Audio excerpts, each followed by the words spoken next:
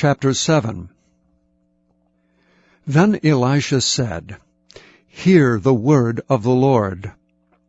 Thus saith the Lord, Tomorrow about this time shall a measure of fine flour be sold for a shekel, and 2 measures of barley for a shekel in the gate of Samaria.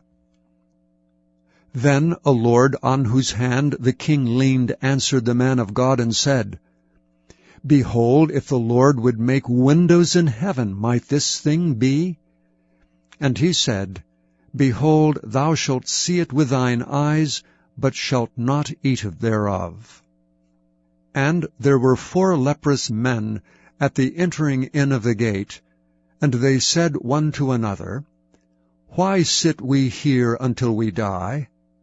If we say, We will enter into the city, then the famine is in the city, and we shall die there. And if we sit still here, we die also. Now therefore come, and let us fall unto the host of the Syrians. For if they save us alive, we shall live, and if they kill us, we shall but die. And they rose up in the twilight, to go unto the camp of the Syrians. And when they were come to the uttermost part of the camp of Syria, behold, there was no man there. For the Lord had made the host of the Syrians to hear a noise of chariots, and a noise of horses, even the noise of a great host. And they said one to another, Lo, the king of Israel hath hired against us the kings of the Hittites, and the kings of the Egyptians to come upon us.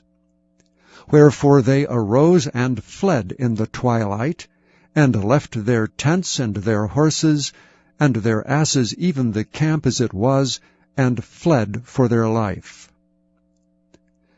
And when these lepers came to the uttermost part of the camp, they went into one tent, and did eat and drink, and carried thence silver and gold, and raiment, and went and hid it, and came again, and entered into another tent, and carried thence also, and went and hid it.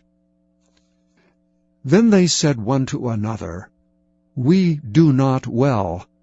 This day is a day of good tidings, and we hold our peace. If we tarry till the morning light, some mischief will come upon us. Now therefore come, that we may go and tell the king's household.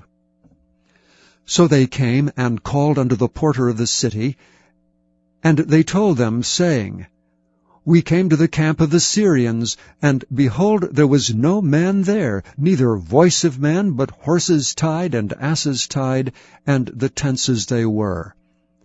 And he called the porters, and they told it to the king's house within. And the king arose in the night, and said unto his servants, I will now show you what the Syrians have done to us. They know that we be hungry. Therefore are they gone out of the camp to hide themselves in the field, saying, When they come out of the city, we shall catch them alive and get into the city. And one of his servants answered and said, Let some take, I pray thee, 5 of the horses that remain, which are left in the city. Behold, they are as all the multitude of Israel that are left in it. Behold, I say, they are even as all the multitude of the Israelites that are consumed. And let us send and see. They took therefore 2 chariot horses, and the king sent after the host of the Syrians, saying, Go and see. And they went after them unto Jordan, and lo, all the way was full of garments, and vessels which the Syrians had cast away in their haste. And the messengers returned and told the king. And the people went out and spoiled the tents of the Syrians. So a measure of fine flour was sold for a shekel, and 2 measures of barley for a shekel, according to the word of the Lord. And the king appointed the lord on whose hand he leaned to have the charge of the gate.